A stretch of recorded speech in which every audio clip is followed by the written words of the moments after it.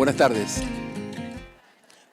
Primero agradecerles la invitación, agradecerles la invitación, la presentación, a Sute y a cada una y a cada uno de los colegas que está aquí presente y con quienes vengo conversando, intercambiando, pero fundamentalmente acompañando acciones que me parecen muy importantes. Sinceramente, esta cantidad de docentes aquí presentes, si hacen el esfuerzo e imaginan lo que es ponerse en este lugar y mirar a cada una y a todos ustedes, más allá de los reflectores que a veces no se ve, es impresionante. Hay muchísimas y muchísimos colegas y fundamentalmente, por lo que acabas de mencionar, colegas que quieren o de alguna manera se plantean el desafío de ser conducción. Pero también sé que hay quienes están ejerciendo la conducción, porque hay actualmente directoras, vices y también hay supervisores. De acuerdo a las jurisdicciones, supervisor, inspector es el mismo rol, solo que se denomina de un modo distinto. Para mí es muy importante este espacio, pero además porque me dijeron que al mismo tiempo hay más de una decena de lugares en la provincia en donde se han concentrado y están también presentes un montón de colegas a quienes aprovecho de manera online a saludar, porque estamos de alguna manera siendo un montón más que los montones que somos aquí, lo cual es muy importante. Yo quisiera decirles, antes de empezar, de qué voy a hablar y algunas cosas que para mí son importantes aclarar.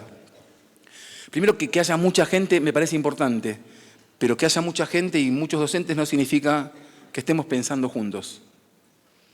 De hecho, todos los que estamos acá nos formamos como docentes y trabajamos en escuelas, que es una muchedumbre de gente. Y no siempre que estamos con muchos estamos pensando. A veces simplemente estamos. Otra cosa que quiero plantear es que acá yo no traigo ideas que son mías, porque esto a veces, y lo digo cuando puedo, hace que uno se coma una amague y cree que dice todo en nombre propio. Esto a veces confunde. Y creo que en tiempos de tanto o de tanta exacerbación del individualismo, es importante que uno pueda decir que cuando uno habla, por más que esté solo, lo que traigo es parte de lo que yo vengo haciendo con los demás. Que igual que cada uno de ustedes, comparto tarea como docente, nunca dejé de ser docente, trabajé como preceptor, como docente y como directivo, y me siento que cuando hablo, porto algunas ideas que son parte de ciertos grupos a los que pertenecí, a los que pertenezco. No son ideas mías, en nombre propio. Creo que en estos tiempos es muy fácil comerse el amague en la cultura de la selfie, que a veces se transforma en una religión. No está mal la selfie, más bien que no, yo también la uso. No está mal, en todo caso, utilizar todo aquello que tiene que ver con lo individual. No estoy hablando de lo individual, que es fundamental para pensar lo educativo. Estoy hablando de cierta exacerbación del individualismo, que a veces también coincide con un sálvese quien pueda. Y acá hay gente que quiere ser directiva. Y aquel que quiere ser director o directora, de algún modo, lo primero que está haciendo al tomar esa decisión es pensar en los demás. Eso es lo fundamental, es pensar en los demás. Más allá de jerarquizar tu propia función, pero es pensar en los demás. Entonces, yo lo que quiero hoy es retomar algo que ya dije en este mismo lugar. Algunos estuvieron de ustedes seguro, pero estábamos distintamente en la forma en que estamos ubicados. Esto era a lo largo, ahora es a lo ancho, es otra cosa. La verdad que aplaudo esa decisión porque la distribución de los tiempos y los espacios es clave en la tarea de quien conduce. Un ministerio, una escuela, hasta una casa o un living, ¿no? Distribuir espacios y tiempos es clave. Miren esta decisión. Una decisión de cambiar de lugar las sillas. Hace que, por supuesto que algunos están mucho más lejos, pero si yo me hubiese puesto allí, solo veo a unos pocos que están delante. Decisiones para pensar también cuando seas conducción, o quienes son conducción. La distribución de tiempos y espacios. Yo lo que vengo hoy es traer algunas ideas. Reitero, ni son mías, ni son únicas, ni son las mejores. Las traigo con convicción de sentirme docente, de haber trabajado como de conducción y de estudiar mucho y de seguir estudiando, porque uno tiene que estudiar siempre. Además de no comerse la mague con un micrófono, hay que estudiar siempre. Y eso es importante también para quienes somos docentes. Aún si las condiciones son difíciles, hay que estudiar mucho. Porque hoy vamos a hablar justamente de desautorizaciones y de autorizaciones. si algo nos autoriza a quienes ejercemos esta hermosa profesión, es el vínculo con el conocimiento. Y eso es incómodo, porque supone un esfuerzo muy grande, ¿sí? Digo, a contramano de aquellos que opinan, que creen que la docencia es un asunto facilongo, les convido a vérselas con un grupo de 32 pibes en una secundaria de 5 cuadras de acá, les convido a una sala de 4, un poco más lejos, o quizás un tercero B el jueves a la tarde, cuando estamos cansados, ¿no? Entonces, digo, está bueno para poder pensarlo. Aquellos que dicen que esto es una cuestión de solo 4 horitas y nada más. Entonces digo, está bueno también pensarnos entre colegas para reivindicar nuestra condición de enseñantes. Y acá estamos pensando los que queremos ser conducción. Entonces, yo quisiera también decirles que a lo largo de lo que voy a exponer en el encuentro de hoy, voy a desarrollar algunas ideas, voy a ofrecer algunas lecturas, porque para mí es fundamental acá con tantas y con tantos de ustedes, convidarles con un par de libros que a veces me parece que está bueno recomendar. Después cada quien elige. Ojalá yo pueda, de alguna manera, con lo que presente, invitarte a que leas el libro con esta idea que te cuento del autor. Voy a convidarles también un par de audiovisuales, cortos, porque también me parece que a veces nadie puede sostener demasiado tiempo hablando. Entonces quiero un poco mechar con algunas cuestiones que pensé para compartir con ustedes. Porque la escuela de la que ustedes van a hacer conducción ya no es solamente la escuela de la imprenta, con los libros. En esa nos formamos casi todos los que estamos acá. Por lo que los reflectores me permiten ver, los que estamos acá fuimos atravesados, o si ustedes quieren para usar un término bien informático, fuimos formateados por la escuela del siglo XX. Pero estamos planteando hacer conducción en la escuela de un siglo XXI que avanza a toda velocidad. Entonces yo quiero también ofrecer algunos condimentos audiovisuales en esta presentación que preparé para ustedes.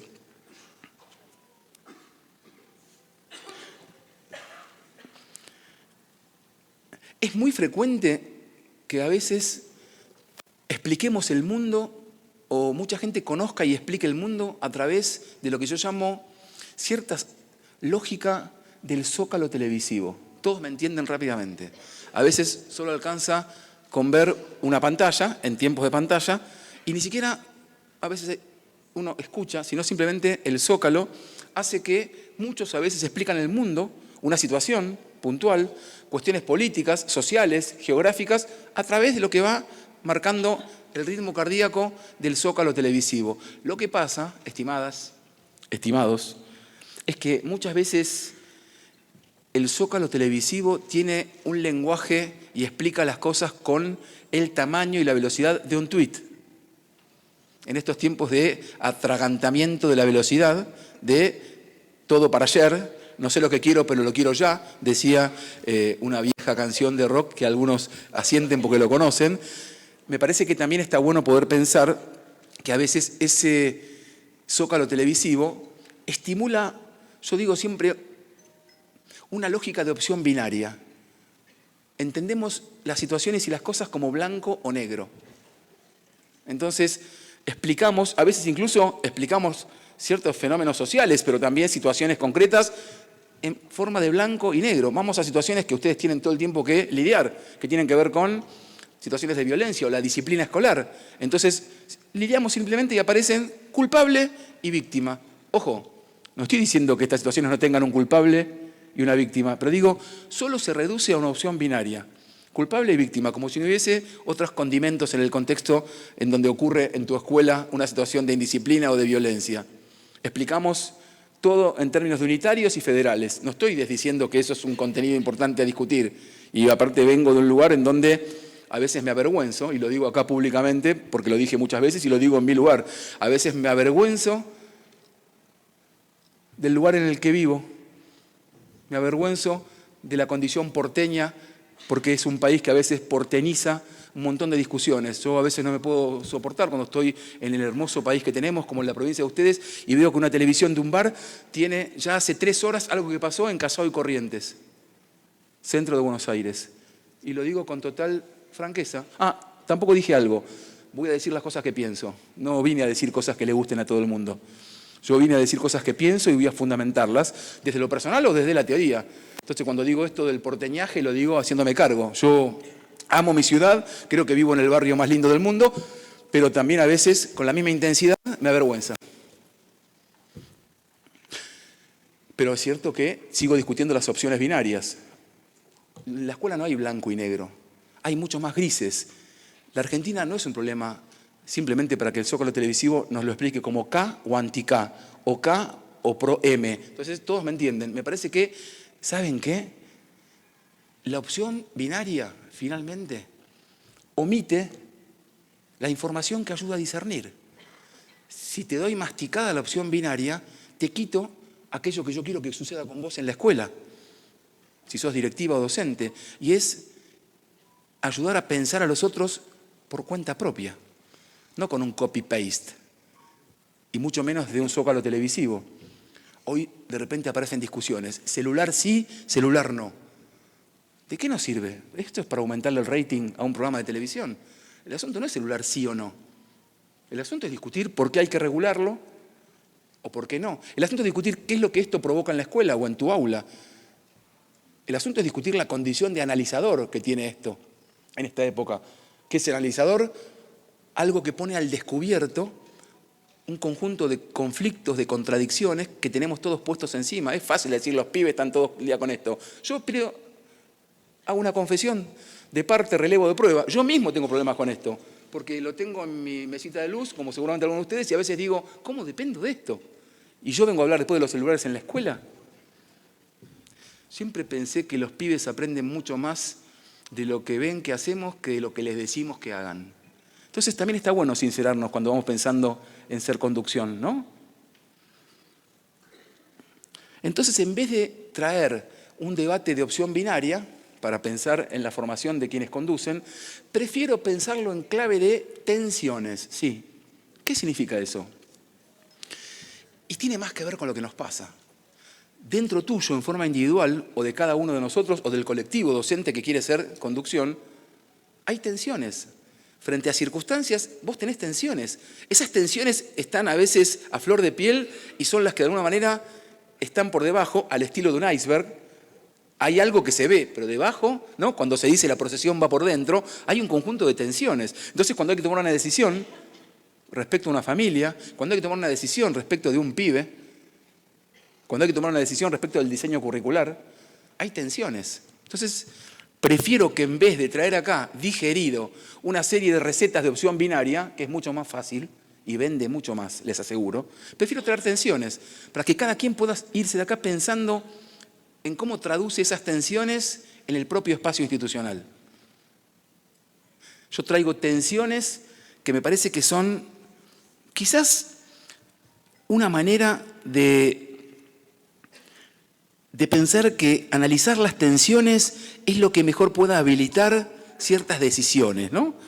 Digo, frente a ciertas certezas absolutas que han dominado durante mucho tiempo, especialmente el siglo XX, y de eso hablamos la última vez que estuve acá, de las certezas absolutas, recién lo recordábamos con un grupo de colegas, y yo traje ese día crítica a esas certezas absolutas que fueron muy dominantes en el siglo XX y a veces un poco asfixiantes. Por ejemplo, voy a decir una, que lo hablé en aquella oportunidad y hoy ya traje otras cosas, pero en ese momento hablé mucho de que la escuela fue casi siempre, y un poco sigue siendo, adultocéntrica. Seguro que alguno estará pensando, pero ¿cómo, Brenner? ¿Vos qué traes hoy? ¿La opción pibecéntrica? No, dije que no traía opciones binarias. Si cualquiera, cuando yo estoy criticando el adultocentrismo, piensa que al decir eso estoy promoviendo el pibecentrismo, está resbalándose en la lógica de opción binaria que acabo de decir que no quiero ir por ahí. No, si yo critico que la escuela casi siempre fue adultocéntrica, no estoy haciendo pibecentrismo. Estoy diciendo que hay muchas otras maneras de pensar el rol adulto. ¿Se entiende? Entonces, ¿qué tensiones? Bueno, las voy a mencionar y voy a intentar desarrollar una explicación de cada una de ellas. La primera tensión la llamo de la imposición a las autorizaciones. Y digo, porque recién lo empezaba a avanzar, venimos de de un mundo y de una concepción de autoridad que tiene mucho que ver con la imposición, ¿no? Lo dije en otra oportunidad y lo vuelvo a decir hoy frente a cada una y todos ustedes y todos los que están de manera virtual. Esta sería la imagen, ¿no? Porque te lo digo yo. Venimos de la cultura de una autoridad de la imposición. No estoy haciendo análisis cualitativo, estoy diciendo que venimos de esa cultura, tanto a nivel institucional como a nivel familiar, porque te lo digo yo. Y la verdad es que ese es un tipo de autorización. Y fíjense qué curioso, porque está bueno también a veces decir las cosas en un contexto. Eso también es una cuestión que quiero advertir como parte de lo que preparé para ustedes. Nunca puede analizarse nada, ni siquiera estas tensiones que voy a plantear, por fuera de un contexto. No puede analizarse nada en educación por fuera de las condiciones que lo hacen posible. Dicho de otra manera, no podemos hablar de tu escuela sin poder tener en cuenta el contexto de tu escuela. Porque a veces, en la propia Mendoza capital hay una escuela a la vuelta de la otra y si vas, son dos mundos distintos.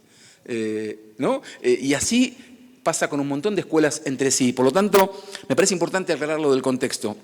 Y en ese sentido, hablando del contexto, estoy acá en Mendoza con un montón de docentes en un año muy singular, que es un año, no sé si esto lo habrán hablado, pero me parece bueno decirlo porque yo siempre traigo el contexto. Este año cumple 140 años la ley 1420. Digo, nos guste o no, la ley 1420 nos marcó a todos, a los que estamos acá también, a todos y a todas nos ha marcado. Es la herencia del normalismo. Me parece que es importante decirlo cuando nos juntamos tantos docentes. Ahora, recordamos la 1420 por la educación básica, gratuita, laica y libre. Ahora, también muchos no lo tienen en cuenta, pero les quiero decir, la 1420 también es muy importante porque esa ley es la abolición del castigo corporal en la escuela. Si ustedes indagan en sus propias familias, y nos pasaríamos un tiempo compartiéndolo, van a ver que sus propios o padres o madres o abuelos o tíos les contaban cómo les enseñaban en la escuela, arrodillándose arriba de maíz, etcétera, etcétera, etcétera, en los modos de enseñar y aprender de la escuela. La escuela viene de ahí. No estoy inventando nada, ¿eh? No estoy haciendo tampoco un juicio moral. Por supuesto que el castigo físico, que haya existido su abolición, es clave. Pero igual que con las leyes, las cosas no suceden porque existe una ley. Ni el castigo físico terminó en 1884 con la 1420, ni la escuela secundaria es como tiene que ser de calidad y para todos, por más que sea de la ley 26206 del 2006. Hace 2 minutos la escuela secundaria es para todo el mundo. Sin embargo, la estructura escolar secundaria sigue siendo bastante selectiva y a veces excluyente, como sus orígenes, aunque haya leyes y resoluciones del Consejo Federal de Educación. ¿Quiénes son del nivel secundario? Levanten la mano. Un montón. Bueno, está bueno esto de ir preguntando también para saber que estamos entre colegas de secundario que quieren o ya son directores, entre colegas de primaria. Seguramente ahora va a ser la amplia mayoría. ¿Quiénes son de primaria? Sí, hay mayoría. ¿Y quiénes son de inicial? Bien, pero estaría mal si no hago más preguntas. La ley de educación 26206 establece que la obligatoriedad tiene que ver con los 3 niveles obligatorios y con las modalidades. ¿Quiénes son de educación rural?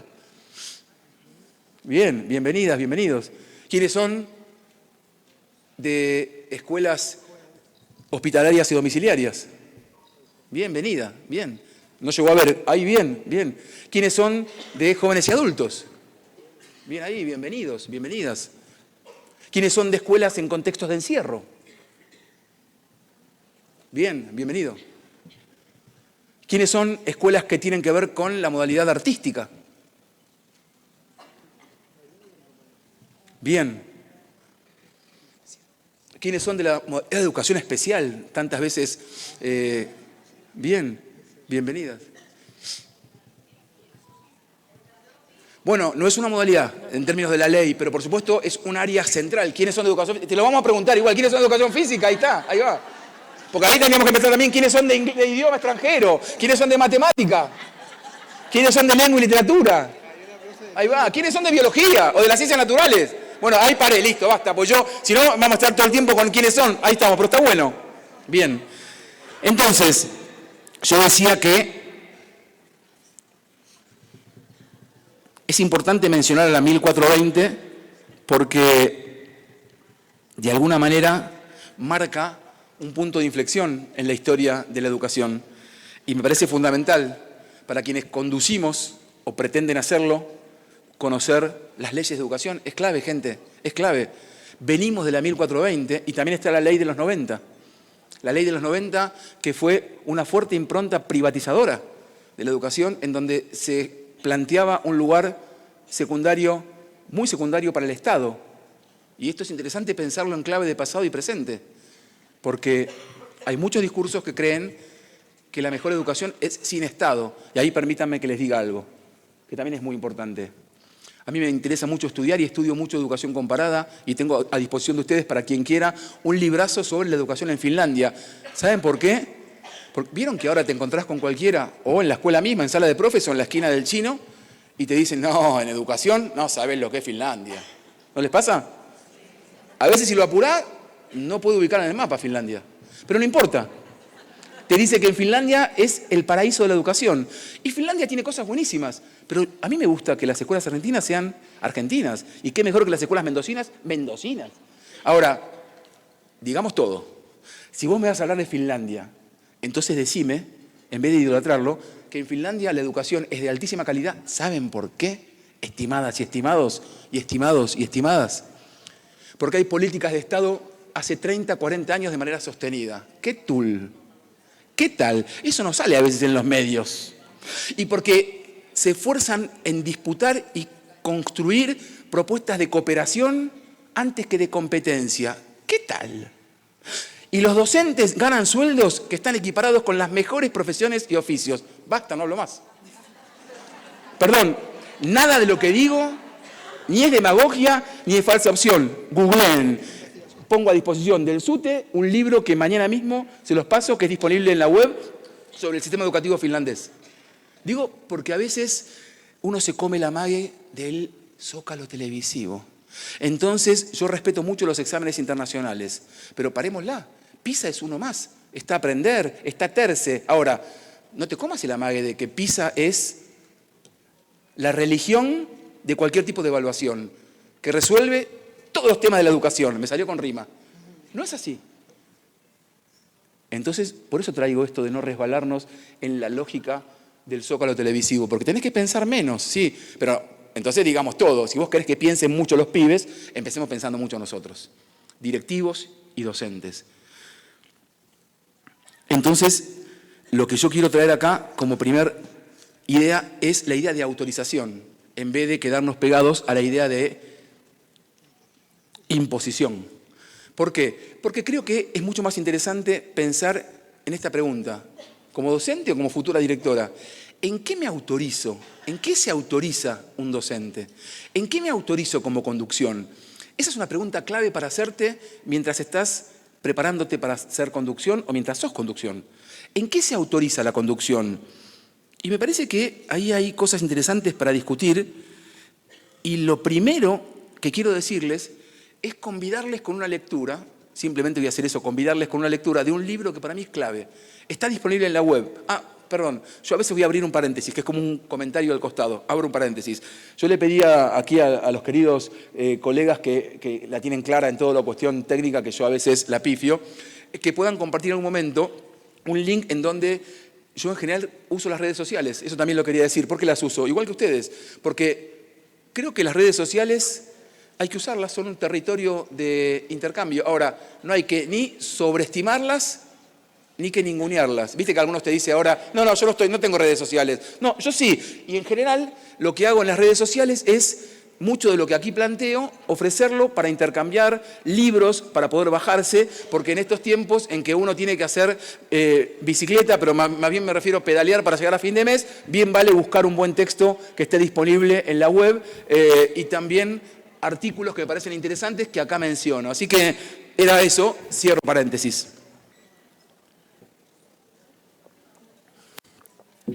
¿Vamos bien? ¿Voy muy rápido? Porque a veces yo entro en velocidad y, bueno, también lo que no dije, recién conversamos acá con algunos colegas, cada uno entró a la educación por un lugar distinto. Yo entré a la educación por el deporte. Y para mí es importante decirlo porque a lo largo de lo que voy a presentar, a veces traigo algunas metáforas deportivas, especialmente en algunos videos que elegí. Y digo esto porque yo, bueno, me tocó eso, yo era deportista y a partir de eso me invitaron y empecé a trabajar en escuelas como ayudante y después hice el profesorado primario, fui maestro primario, después me enganché con la escuela secundaria, hice la carrera universitaria, fui preceptor y después fui profesor de escuela. Sigo siendo docente, pero tuve la experiencia como director de la secundaria en tiempos del polimodal en la provincia de Buenos Aires, ¿sí? ¿Se acuerdan? Bien.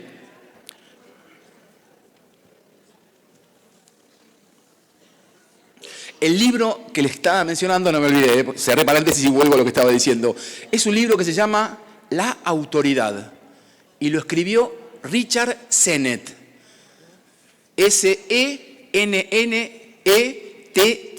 Un psicólogo y sociólogo norteamericano que escribe unos librazos y este es un libro que para mí es clave para que lo podamos leer quienes somos docentes y queremos de alguna manera comprender de un modo actual o dimensionar en su propio territorio qué significa la autoridad. Y como creo que es un tema que a mí me apasiona hace mucho tiempo y lo vengo investigando, es clave para pensar el lugar de quienes conducen la autoridad. Por eso les planteé cómo construir un lugar de dire en tiempos de tantas desautorizaciones. Porque han cambiado los lugares de los docentes, de la relación entre la escuela y la familia, de la relación de la escuela con el mundo del trabajo, de la relación de la escuela con las condiciones globales en las que se inició. Cuando digo se inició no me refiero a la escuela porque es mucho más vieja, me refiero al sistema educativo moderno, que nació al calor de la revolución industrial y de un capitalismo industrial, pero que hoy lo que comanda es un capitalismo financiero y la escuela muchas veces se siente que como se pone en diálogo con otras lógicas vinculadas a la economía, a la ecología, a la geografía, a la cultura y fundamentalmente a la tecnología. Les decía antes que somos todos herederos de la escuela de la imprenta, ya no de aquella que por suerte abolió la 1420, ¿no? La escuela de la letra con sangre entra. Somos herederos de la escuela de la imprenta, nosotros, pero tenemos que jugarnos el desafío como docentes y directivos también al mismo tiempo de la escuela de la cibercultura, ¿no? De la escuela en donde esto, o las netbooks, es algo que forma parte, ¿o no? Porque yo decía lo de las redes, vas a ser directora, vas a ser director. El viernes salí de la escuela, pasaron las cosas que pasaron. Ahora, cuando entras el lunes, no trabajás solamente con lo que terminó pasando el viernes. Lo que ocurrió en TikTok el sábado y domingo hace que tengas un enorme dolor de cabeza y te ocupes de eso la mitad de la mañana, por no decir todo el lunes y el martes. ¿O no les pasó a varios de ustedes? Entonces me parece que también es interesante pensar la escuela y su territorio, que en pandemia nos destartaló también, porque en pandemia la escuela dejó de ser el territorio físico del edificio y fue un territorio mucho más amplio. Lo mismo pasa con las redes y el territorio escolar, para pensarnos en nuestro lugar de conducción. Entonces, ahí cierro la primera tensión, que voy a seguir de alguna manera anudándola con las otras. La segunda tensión la empiezo con un pequeño cuentito. ¿Me dejan? Dice así, si alguien lo conoce, mi idea no es sorprenderlos, es simplemente aprovecharlo como un recurso y ponerlo a disposición de ustedes, para quienes son dires y para quienes lo van a hacer. Acuérdense de esto, quizás viene bien para cuando asuman como dires, para llevarlo y ponerlo en discusión con los colegas. Y dice así, hace años, don Gregorio, viejo maestro, visitó la escuela primaria en la que había trabajado mucho tiempo atrás. En su recorrida observó algo que le llamó poderosamente la atención. Una maestra estaba atrincherada atrás de su escritorio, los alumnos hacían gran desorden, el cuadro era caótico. Decidió presentarse. Permiso, soy Gregorio, viejo maestro de esta escuela. ¿Algún problema? Estoy abrumada, señor. No sé qué hacer con estos chicos. No tengo láminas, el ministerio no me manda material didáctico. No tengo nada nuevo que mostrarles, ni que decirles. Gregorio, que era un docente de alma, vio un corcho en el desordenado escritorio, lo tomó y con aplomo se dirigió a estos pibes. ¿Qué es esto? Un corcho, señor, gritaron los alumnos sorprendidos. Bien, ¿de dónde sale el corcho? De la botella, señor, lo coloca una máquina, del alcornoque, de un árbol, de la madera, respondían animosos los chicos. ¿Y qué se puede hacer con madera?, continuaba entusiasta el docente. Sillas, una mesa, un barco. Bien, tenemos un barco. ¿Quién lo dibuja? ¿Quién hace un mapa en el pizarrón y coloca el puerto más cercano para nuestro barquito? Escriban a qué provincia argentina pertenece. ¿Y cuál es el otro puerto más cercano? ¿A qué país corresponde? ¿Qué poeta conocen que allí nació? ¿Qué produce esa región? ¿Alguien recuerda una canción de ese lugar? Y comenzó así una tarea de geografía, de historia, de música, de economía, de literatura, hasta de religión. La maestra quedó impresionada. Al terminar la clase, le dijo conmovida: Señor, nunca olvidaré lo que me enseñó hoy. Muchas gracias. Pasó el tiempo, don Gregorio volvió a la escuela y fue a buscar a la maestra. Estaba acurrucada atrás de su escritorio, los alumnos otra vez en total desorden. Señorita, ¿qué pasó? ¿No se acuerda de mí? Sí, don Gregorio, ¿cómo olvidarme? ¡Qué suerte que regresó! No encuentro el corcho, ¿dónde lo dejó?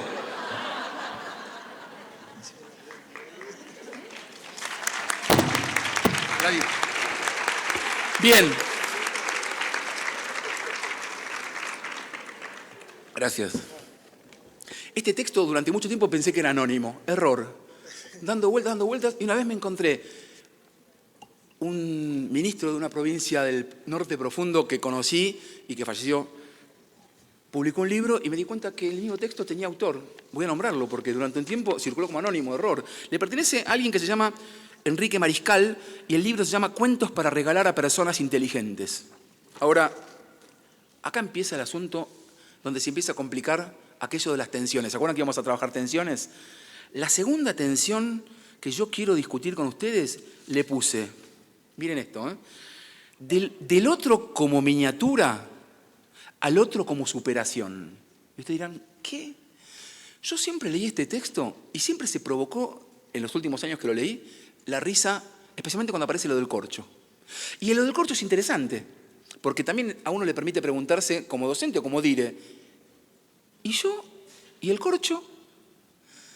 O qué bueno esto del corcho.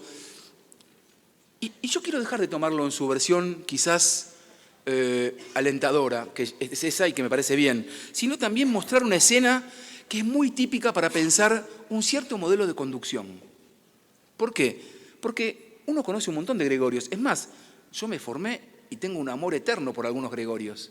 Pero también remite a un modo de conducción, a un modo de supervisión. Por eso es que yo quería poner en tensión quizás un modelo de supervisión que a veces está muy ligado a cierto control persecutorio o al modelaje, y un modelo de supervisión que tiene que ver con el acompañamiento a la trayectoria profesional de los docentes. Y tensar ahí, segunda tensión. ¿Por qué? Porque justamente me parece que lo que no estamos viendo, y yo quiero arrojar acá para que ustedes puedan pensar conmigo, y después en todo caso si hay alguna pregunta al final, que es lo que no dije, al final si queda un espacio, por supuesto sería buenísimo intercambiar, pero quería desarrollar estas ideas. ¿Por qué digo esto de la tensión? Porque el profe da una clase adelante de la maestra y como se dice en términos deportivos, ¿no? La rompe, hace jueguitos con el corcho. Se fue y cuando vuelve la situación es la misma. Y yo me hago preguntas con eso, porque a mí me interesa no ver cómo se pudo resolver allí, sino pensar en un director que está ausente ahí, porque está el inspector y la docente. Y pienso en esa directora o en ese director, ¿qué hacer con esa escena? Porque a veces hay modos de supervisar que desautorizan. Yo era director, me costó mucho entrar a las aulas a observar. Cuando observaba la clase y avisaba que iba a ir, el docente, por más buena o mala relación conmigo, pensaba que yo iba a ir, ¿para qué? Para ver cuándo él o ella iba a pisar el palito, para hacerlo en términos concretos. Y no era esa la idea. Pero, sin embargo, eso es lo que circula respecto de la observación de clases, ¿no? Me van a venir a tirar con algo. Y para mí lo más interesante de la observación de clases no era esa situación, que es clave, sino el momento posterior de juntarme con el docente y decirle, che, ¿qué te parece si hablamos sobre esto, sobre esto? ¡Qué bueno esto! Qué interesante esto. En este caso veo cosas que me parece que está bueno que conversemos. Bueno, pero no es el modelo tradicional que tiene que ver con la supervisión. El modelo tradicional tiene más que ver con o algo persecutorio y más disciplinario, o esto, que uno capaz lo pondera. Pero yo también lo quiero poner bajo tensión, porque no es lo mismo mostrarle cómo se enseña que capaz simplemente tratar de dar una mano en la situación y fuera del aula sentarse con la docente para empoderarla, para en todo caso intentar que no vuelva a estar acurrucada. Entonces, me acordé de dos cosas. Recién les dije que yo vengo del deporte y después vamos a ver algunos videitos. Me acordé de una analogía que se las quiero compartir, porque justamente uno de los textos que agradezco y que es parte del concurso tiene que ver con un texto que escribí en donde yo hago una analogía, les conté que vengo del deporte, entre el lugar de un director o directora y el lugar de un director técnico o directora técnica de un deporte de juego colectivo. Y a veces pienso en Gregorio y digo, ¿sos directora o DT?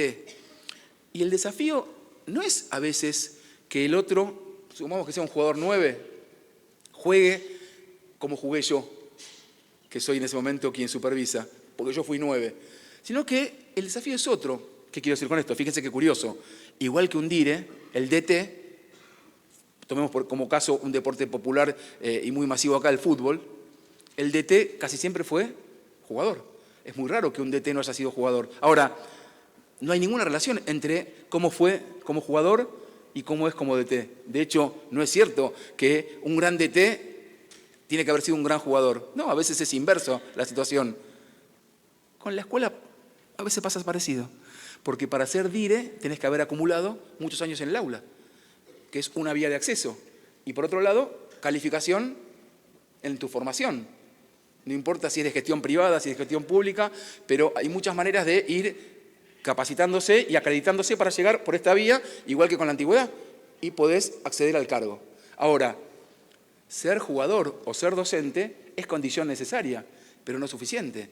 Yo creo definitivamente que para ser dire hay que haber transpirado el aula como docente, pero acumular años como docente no te ofrece y te da garantías o habilidades para conducir, y mucho menos en estos tiempos. Qué complicado todo, entonces. Vuelvo a la escena y digo, quizás el desafío no es que aquel juegue como jugaba yo, o como el mejor 9 que yo conozco, sino que el desafío de un DT y de un dire, la eficacia de su función, ¿saben cuál es? En hacer jugar del mejor modo que el otro puede jugar. Entonces el desafío es que un dire, ya sea DT o dire, logre que el 9 que tengo juegue del mejor modo que él puede jugar. No que juegue como jugaba yo. Y ahí empiezo a discutir con esta escena, críticamente. Lo mismo pienso con un profe. A veces pasa que el profe que toma el cargo, en el caso de secundaria, es profe de lengua y literatura. Entonces, la idea no es que tu profe de lengua enseñe como enseñabas vos, o el mejor profe que vos viste en lengua y literatura. No, la idea es que ese profe enseñe del mejor modo que él puede enseñar. ¿Se entiende? Ahí hay una clave interesante para pensar la atención. Y cierro esta atención con otro aporte literario, de alguien que para mí es clave para poder leerlo. Y me refiero, yo soy bastante fan de él, pero les voy a contar por qué. Se llama Philippe Mériès, muchos lo conocen, es francés.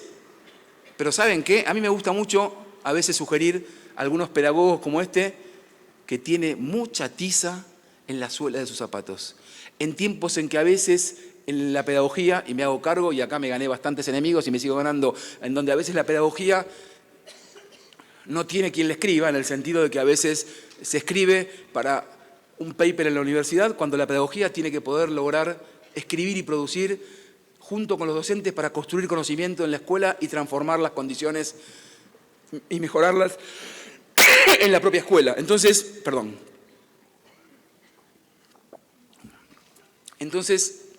Philippe Mériès es un pedagogo de esos. Y me parece bueno contarles, porque cada vez que les hablo de alguien, como antes de Sennett y acá de Philippe Mériès, les digo quién es. Estuvo en Argentina en algunos momentos, yo subí muchas cosas a las redes, pero también, y de paso permítanme comentarles, tuve la suerte que en los últimos años, yo soy parte del equipo docente de la Universidad Nacional de Burlingame, y universidad y con la que hicimos una investigación sobre un tema que es clave y que en algún otro momento, no es el tema de hoy, pero tiene mucho que ver con las conducciones. Investigamos sobre la judicialización de las relaciones escolares, que es todo un tema de esta época bien complejo, ¿no? Y entonces tuvimos la oportunidad de entrevistar a Philippe Mériès, quien nos ayudó a pensar el tema de las conducciones, las escuelas y la judicialización de las relaciones escolares. Rápidamente lo que les quiero decir es cómo un montón de problemas que son escolares se terminan dirimiendo en clave judicial. O incluso a veces se terminan dirimiendo en los medios de comunicación.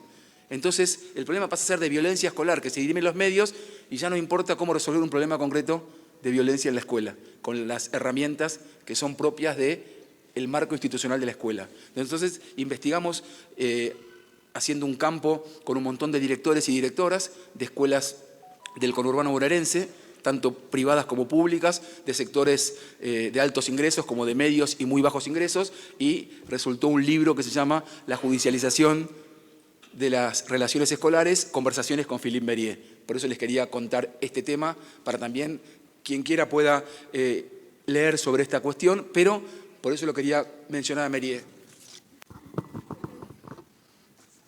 No sé qué pasó. ¿No le gustó? ¿Se cansó de Mériez? ¿Estamos muy cansados? ¿Sigo? Porque el micrófono fue como una señal eso, no sé qué fue, bajó. Ah, porque antes le dije que no me iba a comer el amague del micrófono, capaz se sintió ofendido al principio. Es el protocolo que anda circulando. Listo. Bueno, sigo. Bien, sigo. Y me apuro un poco, así vamos bien con los tiempos. ¿Vamos bien con los tiempos? Philippe Mériez escribió un libro que es el que quiero recomendar, que también está disponible en la web. ¿Saben cómo se llama? Ya se los he recomendado a los que estuvieron la vez pasada, pero esta vez lo quiero hacer en esta tensión que acabamos de ver respecto a Gregorio. Se llama Frankenstein Educador. Algunos dicen que sí, pero lo leyeron, pero hay algunos que no. A los que no lo leyeron, y a los que sí también les digo, el libro no se refiere al monstruo.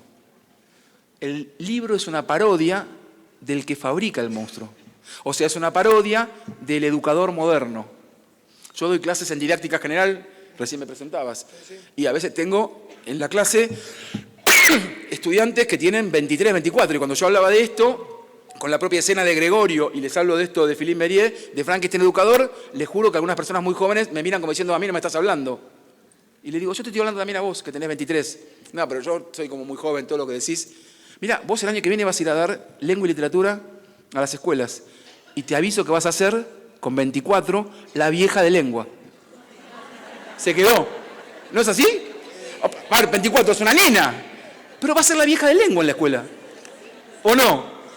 Lo digo acá, que no se lo cuenten a nadie. Bueno, justo está filmado esto así. Bueno, pero algo de eso hay. Bueno, entonces vuelvo y digo, Frankenstein Educador habla de todos nosotros, de las viejas de lengua de 23 y de los que son más veteranos como quien les habla, etc. Entonces, ¿qué dijo Mériez en ese libro? A ver si los invito y hago una lectura sobre lo que pasó con Gregorio.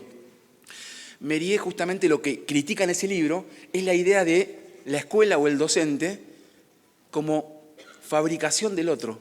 Eso es lo que discute, que la escuela, en todo caso, es una gran maquinaria de fabricación de los otros. Y eso es interesante para poder discutir y pensar como dire.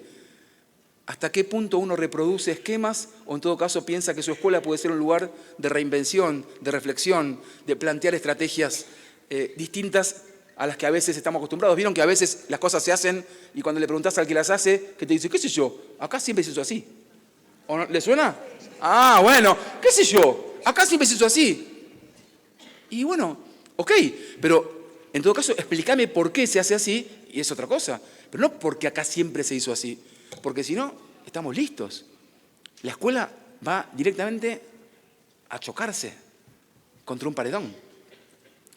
Entonces, Philippe Mériez en ese libro lo que dice, y acá va lo interesante, a mi juicio, y esto es lo último que digo para invitarlos a leer y seguir con las demás tensiones, lo que justamente dice ahí es que muchas veces el docente, y capaz algo de esto hay en Gregorio, no lo sé, pero se los propongo para pensarlo juntos, muchas veces el docente moderno, recuerden, la de 23, el de 55 o el de 62, el docente moderno, respecto del otro, el otro es un alumno, pero también puede ser un docente para un dire.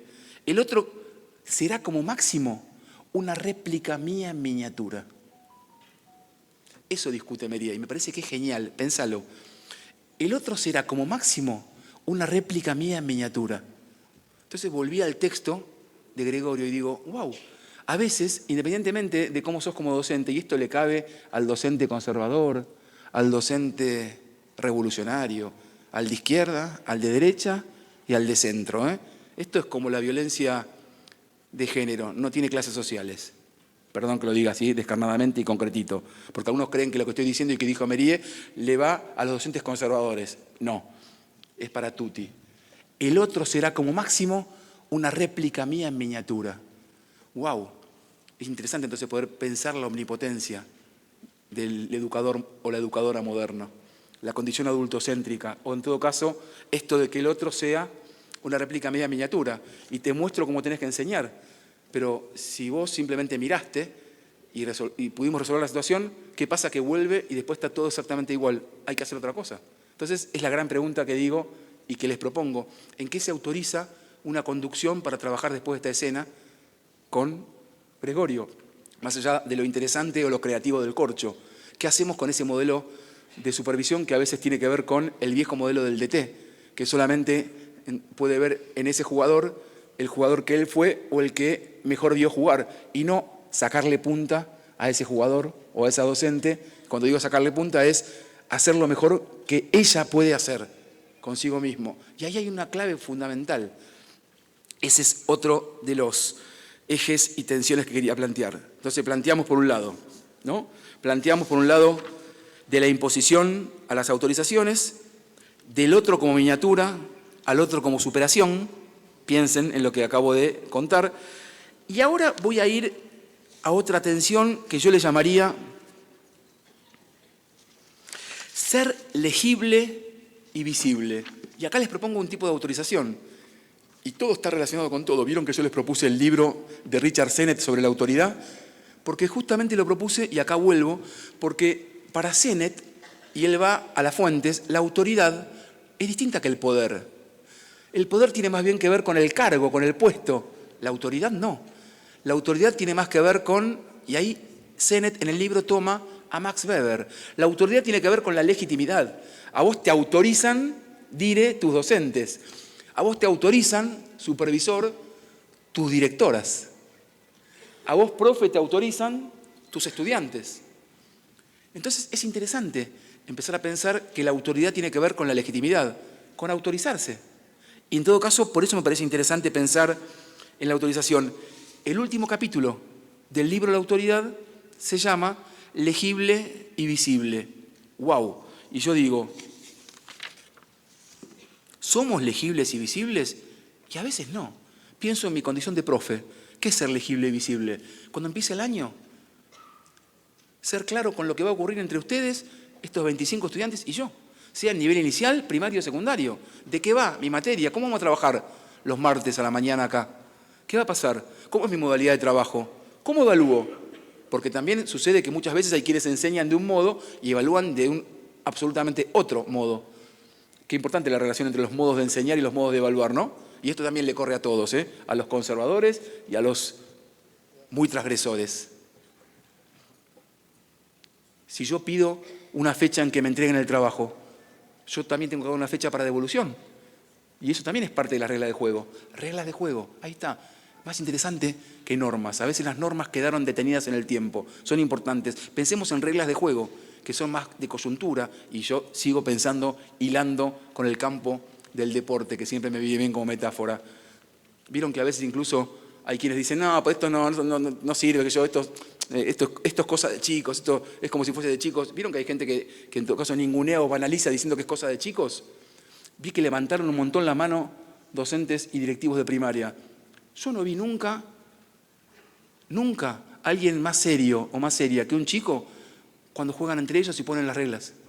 Entonces cuando a veces dicen, no, es cosa de chicos, es juego de chicos, yo sinceramente en primaria vi, también en otros lados, pero cómo los chicos cuando juegan son serios respecto de las reglas con las que tienen que jugar, mucho más que nosotros a veces. Entonces está bueno pensar cuáles son las reglas de juego.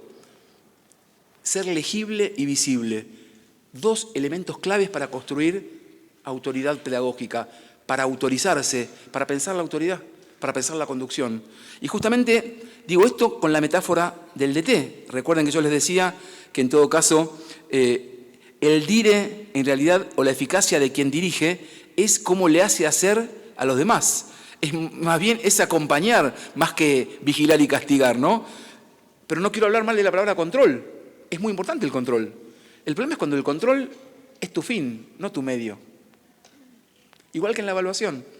El control es clave. Si trabajamos en general 1 con 25 y si tenés 5 cursos, 5 por 25. No podés no controlar. Es necesario saber quiénes vinieron y si llegaron temprano y si están allí con vos. Es parte del compromiso. El problema es cuando lo único que tenés evaluando es la intención de controlar. Lo mismo pasa con la tarea de supervisión. El control es fundamental, pero controlar ¿para qué? Ahí está la definición. ¿Para qué? ¿Para que en todo caso los chicos aprendan mejor lo que están aprendiendo? ¿O nos quedamos tranquilos con esta historia de la exigencia? A propósito, me dejan abrir otro paréntesis. A veces en algunas escuelas hay un profe que tiene enorme reputación, es muy exigente, incluso en nuestras familias, y vos decís, qué bueno es exigente, por fin un profe exigente. Y cuando preguntás por qué es exigente, porque se la lleva el 65% de los pibes.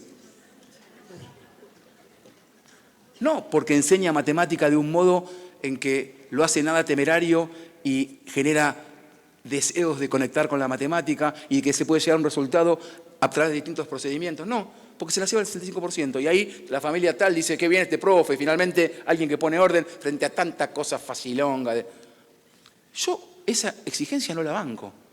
Esa exigencia tiene que ver con la punición, con el castigo, con el dolor, con lo que abolió la 1420.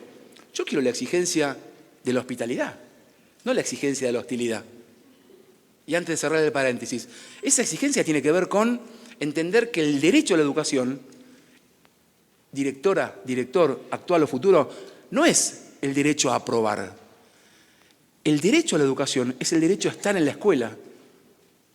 Y en una escuela secundaria, por ejemplo, que durante mucho tiempo hubo muy pocos pibes. Disculpen la autorreferencia. Yo entré a la secundaria en 1982. El 65% de los pibes y las pibas, cuando yo tenía 13 años, no iba a la secundaria. Queda claro, ¿no? Queda claro que la secundaria empezó siendo para muy pocos y después fue para no tantos. Ahora, hay quienes se comen el amague, no solo del micrófono, sino también de cierta distorsión estadística y subjetiva, creyendo que la secundaria fueron todos. Y no es así. Entonces, me parece que es fundamental entender que el derecho es a estar en la escuela y el desafío es futuro adire, no solamente a estar, sino el desafío es a que se sientan parte de la escuela. No es a estar, es a ser parte. Y cuando un pibe se siente parte de lo que propone un docente, esto entra en pausa.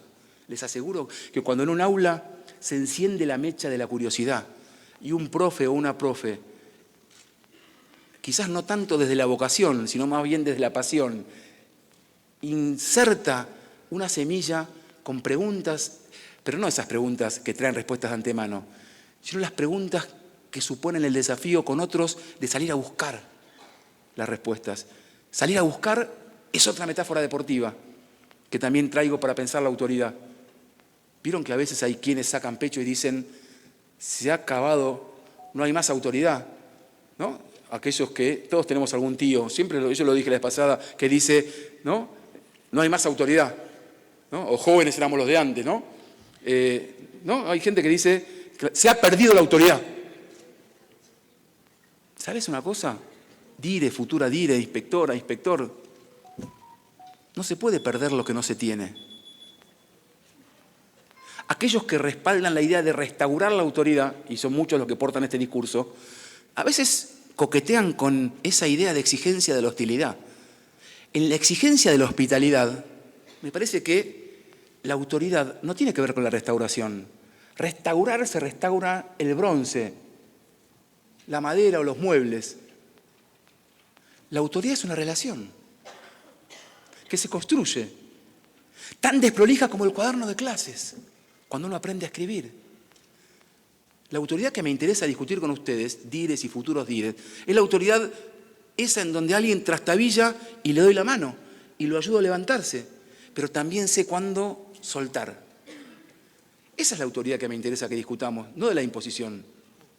Entonces, en esta tensión, lo que yo quiero es ofrecerles la mirada de quienes dirigen otras cosas.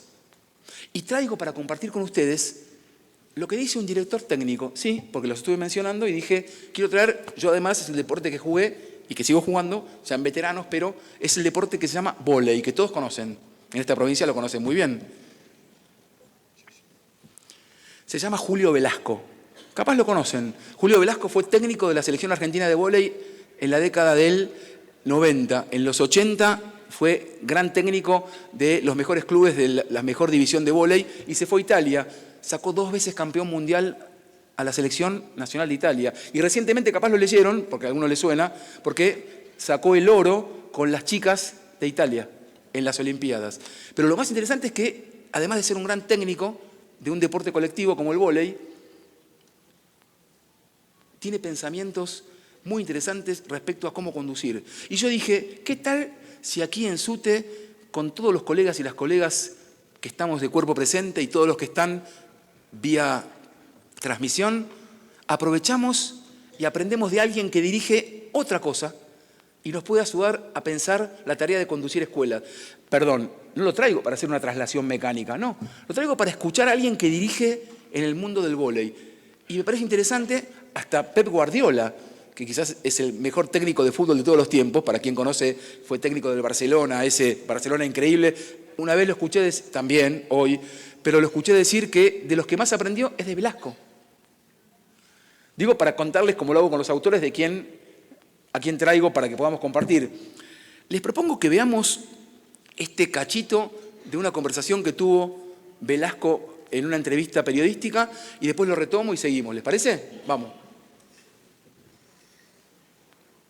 ¿Cuáles serían los 3 consejos de lo que usted ha internalizado que usted le daría a alguien que está empezando ahora a entrenar un grupo o a liderar un grupo?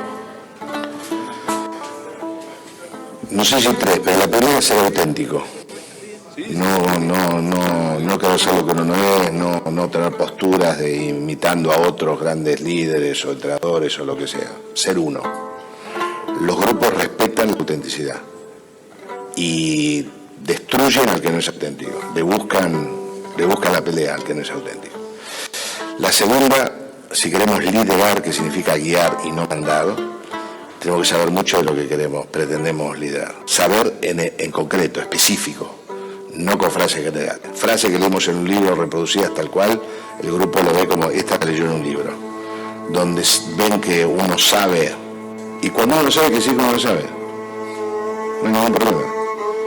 Los staff han crecido en el deporte por la conciencia de los entrenadores que no sabemos todo. Entonces traemos especialistas que sepan. Y la tercera, a ver si podemos decir una tercera, no es importante lo que nosotros decimos, es importante lo que llega. Solo podemos saber mucho y si llega poco, sabemos 100 y llega 20, vale 20, los otros 80 valen 0. Y para otro sabe 50, pero llegan 30, saben más que nosotros. En el rol es así. Si después tenemos que ver un número, por el que sabe 100 vale más. Pero cuando tenemos que guiar personas es cómo hacemos para llegar. Y estamos, creo, todos los que hacemos este tipo de trabajo, constantemente investigando cómo llegar a ellos, cómo convencerlos, cómo movilizarlos, cómo motivarlos, cómo explicarles. Si no lo hacen, es mi problema.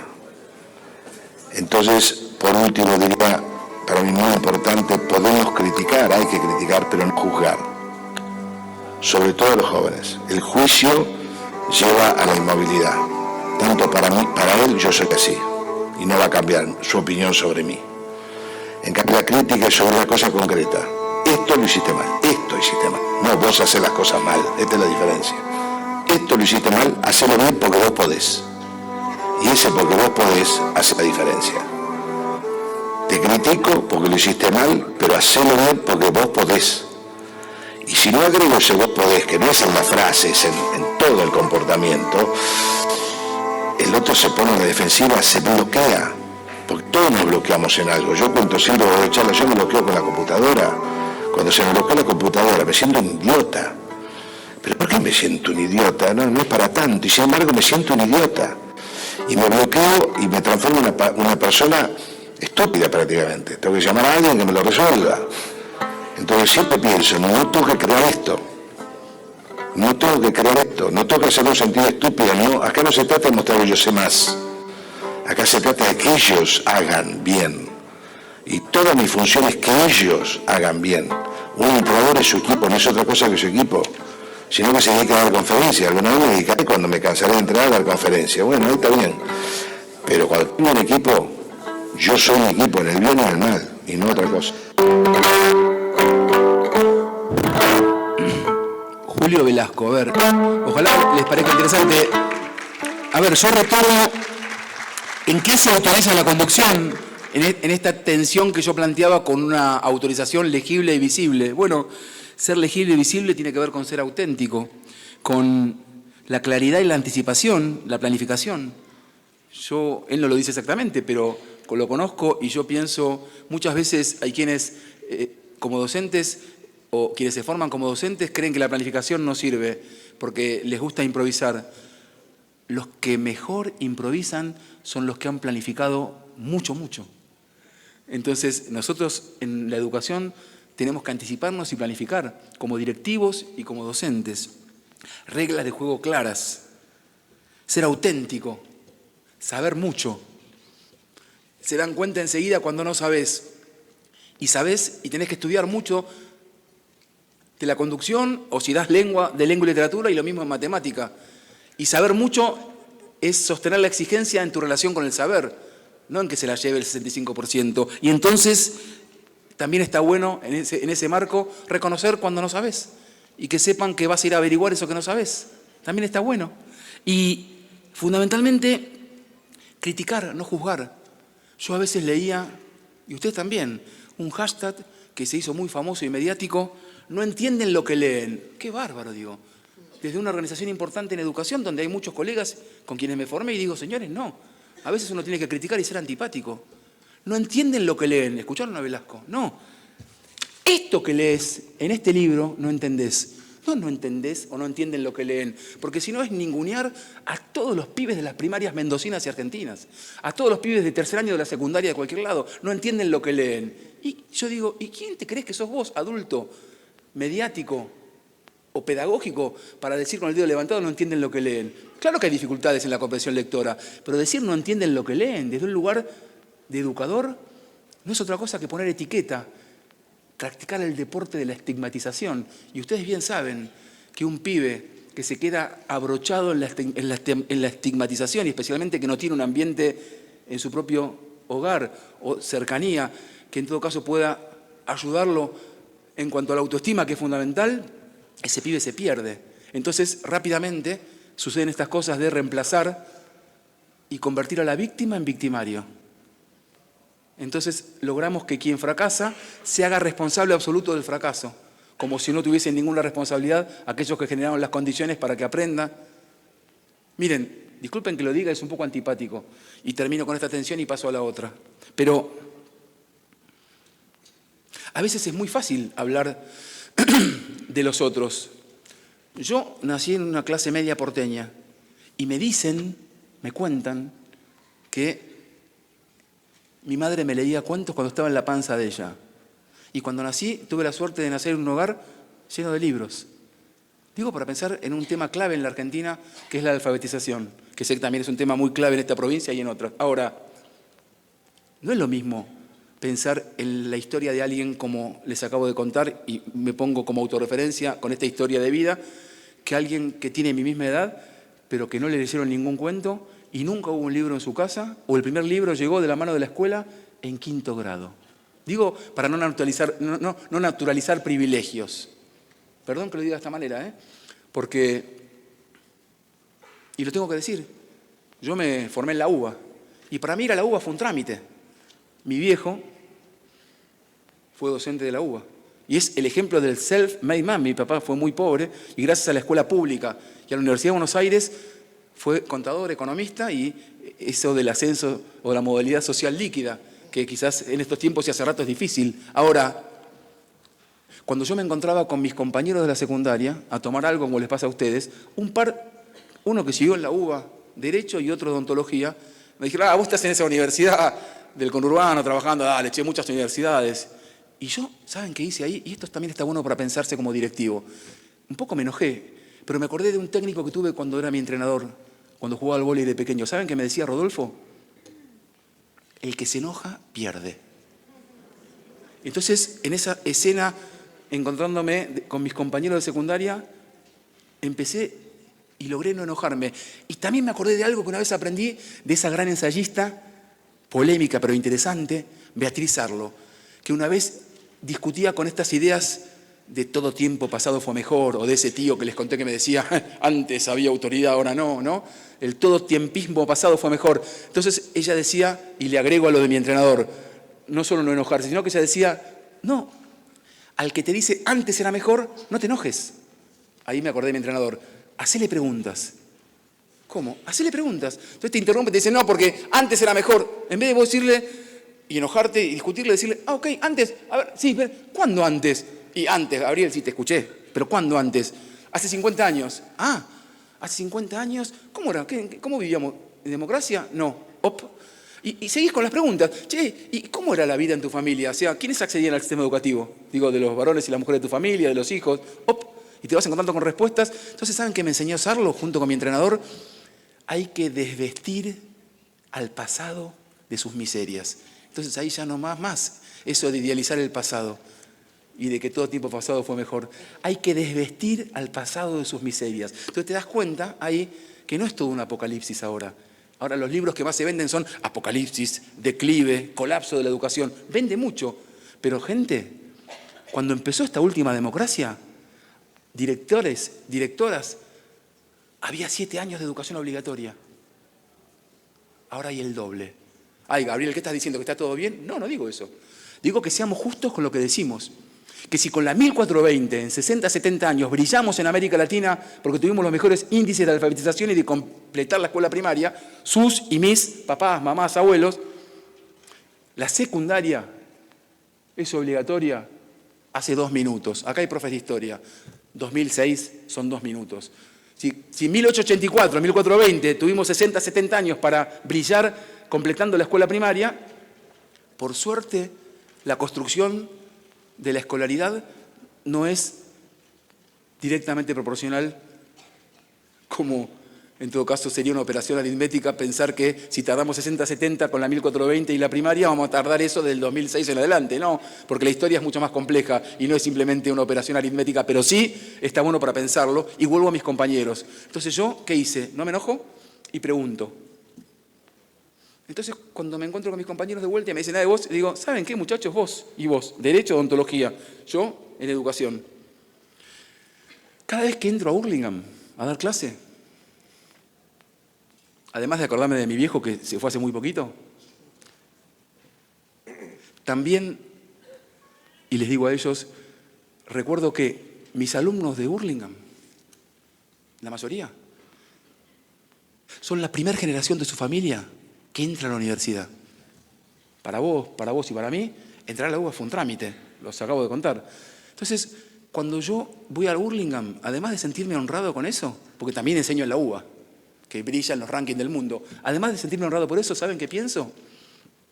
Que el abuelo, la tía abuela, la mamá de mis alumnos, son quienes, con su trabajo, golondrina, registrado, como sea, te pagaron a vos y a mí la uva.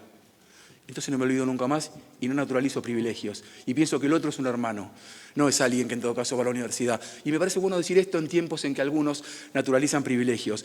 La educación es un derecho y es un derecho que hay que defender y también intentar no comerse la mague de que uno es privilegiado. Porque si no defendemos la educación como derecho, va a volver a ser un privilegio. Y me parece que eso también es parte de lo que tiene que discutir, estudiar un director. Y no comerse la mague de los zócalos televisivos.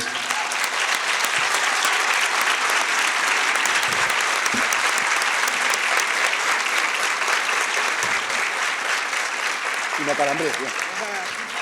Bueno, y voy cerrando, para respetar el tiempo, voy cerrando con la última, dije tensión y me agarró un calambre, ahí está. Con la última tensión, sí, justo, ahí está. Eso por ser así, por ser medio viejo y practicar deporte, pero es otro problema que no tengo que decirlo acá, pero bueno, ya digo. La última tensión que quiero compartir con ustedes La llamo de la soledad a la práctica entre varios. Vas a ser directivo, vas a ser directora, sos directora. El trabajo de docente y el trabajo de directivo es un trabajo bastante individual. Y no estoy inventando nada. Ejemplo, invitás a Marta, la seño de cuarto B, a que venga a una reunión. Y Marta te dice, cuando todos vayan yo voy. Mirá qué manera linda que tiene de decirte Marta que no va a ir nunca. Pero hay que seguir invitándola, Marta. Hay que seguir invitándola. Lo que quiero contarles con esto es que en lo que dice Marta y en las frases que circulan en las escuelas, hay mucho contenido detrás. Cada maestrito con su librito, para pensar en la cultura escolar primaria, secundaria. Cierro la puerta y hago lo que quiero. Pero les propongo pensar esto que voy a decir.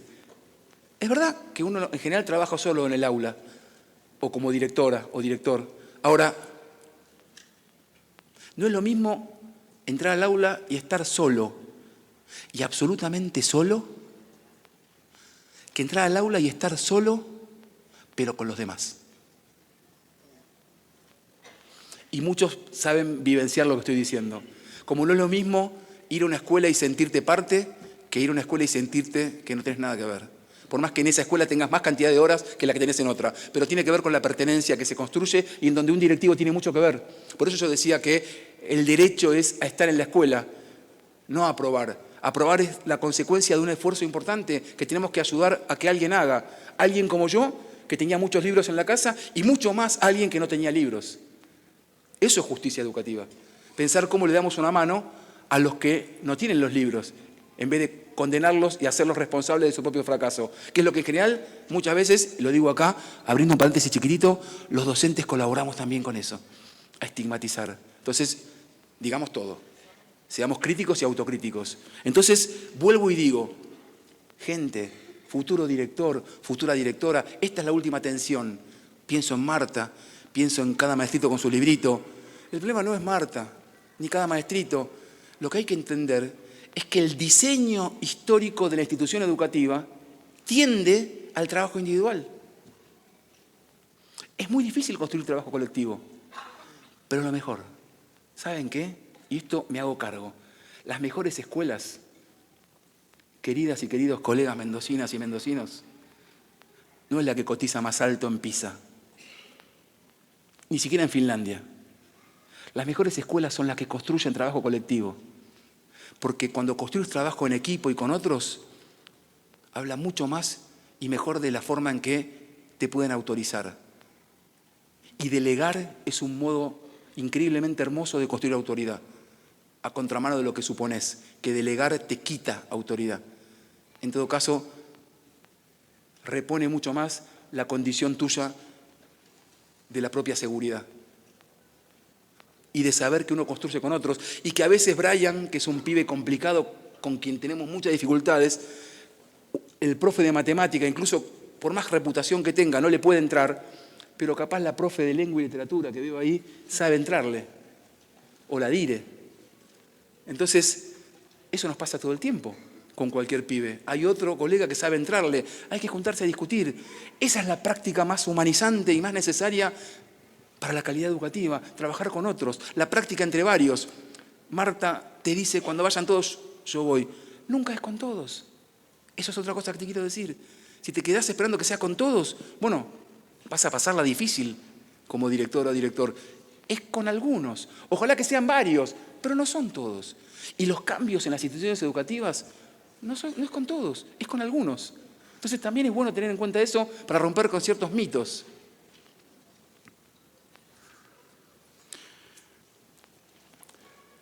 Hay otro capítulo en un libro del mismo autor que mencioné antes, que se llama Richard Sennett, que se llama La corrosión del carácter, las consecuencias personales del trabajo en el nuevo capitalismo. Y un capítulo de ese libro se llama El pronombre peligroso. ¿Saben a quién se refiere? Al nosotros. Porque a veces también nos comemos ciertos amagues de esas lógicas de hoy cualquiera le preguntás y todos promueven el trabajo en equipo. El trabajo en equipo no es a 20 personas formar grupitos de 4 y darles una pregunta. El trabajo en equipo, el trabajo cooperativo se construye. Hay que aprender a escuchar al otro, a incorporar su idea, como en el vóley. Ojalá rotáramos más. ¿Vieron que en el vóley se rota? Para jugarlo hay que rotar. Y si rotamos en la escuela, en el equipo de conducción, pero también en los roles y en el trabajo con el equipo que conducimos, y si rotamos, quizás también se pone interesante y hacemos rotar a los pibes, para que no siempre el mismo tenga la palabra, para que el que no tiene la palabra se anime, para que el que muestra mejor con el cuerpo pueda usar mejor el cuerpo y el que lo hace mejor de manera oral lo haga de manera oral, pero que alguna vez practique mejor de manera escrita. Y los docentes, y si rotamos, qué difícil, ¿no? Cuando venimos de nuestra propia casa, donde a veces en la mesa cada quien tiene su lugar. No estoy cuestionando a ninguna familia, estoy diciendo que a veces uno tiene su lugar y no cambia más. ¿Por qué es así? Porque siempre fue así. Pero para ser director de escuela es otra cosa. Pongamos a discutir ciertas cosas, muchachos. Hay que rotar. Porque rotar a veces no es solamente de cuerpo, pasar de 1 a 2, de 2 a 3, de hasta 6 en el vóley.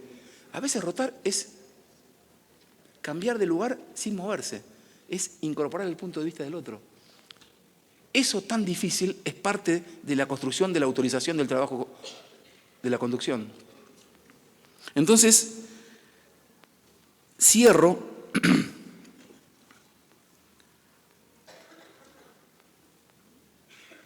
pensando en algo como una propuesta.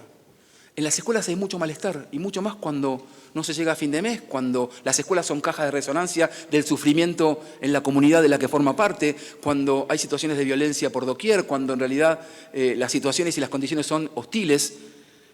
Lo que se instala y circula en las escuelas es el malestar. Y digo algo, perdón, especular de lo que voy escuchando y de lo que vivo en las escuelas.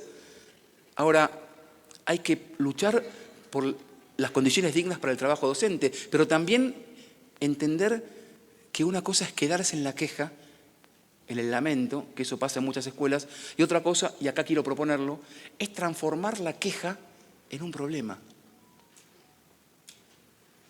Y eso también es algo a lo que me quiero referir y lo traigo como propuesta. ¿Qué significa transformar la queja en un problema? Eso, la última atención, eso que hay que hacerlo en forma colectiva, con el equipo de conducción. Ay, sí, Gabriel, qué fácil que lo decís, pero no tengo vicedirectora hace 2 meses. A veces el equipo de conducción no es la dire, la vice y la secre, con los roles ya estipulados de que una se encarga del comedor, la otra se encarga de supervisar al primer ciclo y la otra al segundo ciclo. ¿O no? A veces puede rotar como en el vóley. O a veces capaz el equipo de conducción es mucho más allá en una escuela, porque la autoridad circula de un modo que no el poder. Es la dire, capaz es la bibliotecaria, que bien vale sumarle, es el docente con más antigüedad o el docente tal de segundo ciclo y el profe de plástica en una escuela, en otro será el de teatro, en otro será el de educación física. Es un equipo con quienes capaz plantearnos el desafío de quiénes, dónde, por qué y cómo. ¿Quiénes? Bueno, primero hay que identificar esas quejas. Acá hay gente de la secundaria. ¿Alguien es de escuela técnica? Yo trabajé un tiempo en la escuela técnica. En la escuela técnica les pregunto de manera abierta, a veces el taller y el resto de la escuela no es un modo de entender la escuela técnica. Bueno, capaz la queja aparece más en el resto del mundo, no en la parte la parte del taller, digamos, ¿no? La parte estrictamente técnica. Entonces, ¿quiénes es poder ver quiénes son los que están involucrados en esa situación? O sea, con el equipo de conducción ampliado, recortar y pensar dónde y quiénes son los involucrados. Y también, en todo caso, además de localizar las quejas y quiénes son los actores, ¿qué remite al contenido? Bueno, vayamos con papeles en blanco y que podamos, en todo caso, intentar hacerle preguntas a esa situación. Entonces, es juntarse con el equipo y hacerle preguntas a la situación de malestar, habiendo localizado dónde, quiénes, por supuesto, por tiempo, lo estoy haciendo de modo muy sintético. Pero lo que quiero decir es que esto de transformar la queja en un problema es un dispositivo interesante para pensar como conducción. Igual que cuando formulás un problema, a veces formular preguntas termina siendo la antesala de formular un problema. Diré, formular un problema, te aseguro, es ganar buena parte de una posible solución. Porque en educación hay que salir a buscar, como en el deporte, más allá de lo incierto de los resultados. ¿Acaso no trabajamos de eso?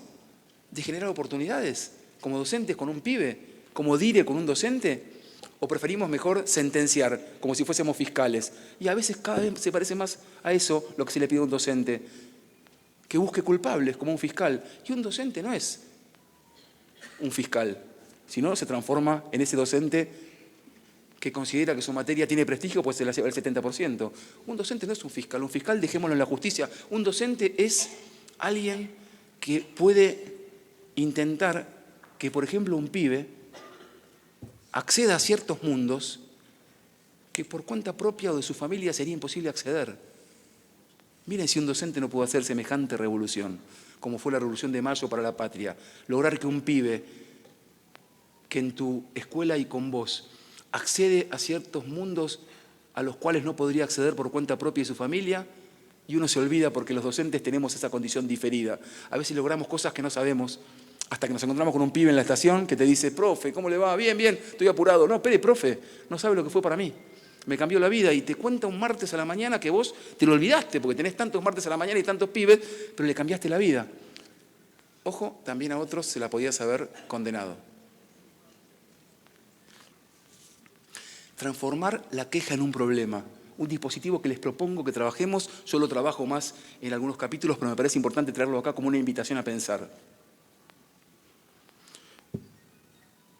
Y acá me va a matar Nahuel, que me dijo que yo con el tiempo me va a matar, por eso digo, paro acá porque yo tengo más cosas, pero bueno, listo, paro. Se ha parado de la silla, así que está Listo, bueno, paro acá y termino simplemente agradeciéndoles que están acá, pero yo no puedo dejar de... Gente, hoy es 16 de septiembre. Vos sos directora. Hay una directora que ahí conozco mucho, de Coquimbito, y que aprendí mucho con ella. Vos querés ser director de la secundaria, de la primaria. Un día como hoy, hace 48 años, se llevaron a un grupo de chicos... No, pero esperen, está bien, por protestar y reclamar un boleto estudiantil. Un día como hoy se recuerda la noche de los lápices. No importa tu posición política, quién votás, no. Lo que estoy diciendo es que yo quiero entender que los directores y las directoras que estamos formando en toda la Argentina es para hacer siempre la democracia más democrática. Entonces, ¿saben qué? Mi hija, que va a una escuela pública en la ciudad, ¿saben cómo se llama la escuela de mi hija? María Claudia Falcone. Y mi hija conoció el nombre de su escuela en su escuela con los docentes porque María Claudia Falcone tenía la edad de ella, 2 más, 17, 2 años más que Margarita, mi hija. La secuestraron, la torturaron y está desaparecida junto con 8 de esos 10 pibes. Una vez fui a un acto de la escuela de mi hija y me emocionó mucho algo que dijo el hermano de María Claudia Falcone, que fue ese día y que los chicos y los unos papás lo mirábamos. Y quería hoy recordar y cerrar esta charla para futuros directores con lo que escuché que dijo el hermano de María Claudia, para que lo escuches vos. Porque, ¿saben una cosa? Directoras, futuros dires, los docentes tenemos la responsabilidad de recordar lo que la sociedad tiende fácil a olvidar. Entonces, permítanme terminar con esto que escuché del hermano de Claudia y que le rindo mi homenaje y mis respetos. Él dijo, María Claudia no necesitaba el boleto estudiantil secundario. Darío Santillán pasó corriendo frente a la estación Avellaneda, 2001, y vio a un compañero herido, Maximiliano Costecchi, y volvió. Así después terminó. Los pibes de Cromañón, cerca de mi casa, que habían sobrevivido al humo tóxico, volvieron a entrar para buscar a sus compañeros y no todos volvieron a salir. La moral de los pibes es un reservorio altamente calificado que tenemos en la Argentina. Esto lo dijo Jorge Falcone, hermano de María Claudia. Así que yo, permítame terminar esta charla con un enorme homenaje a esa noche de los lápices. Gracias.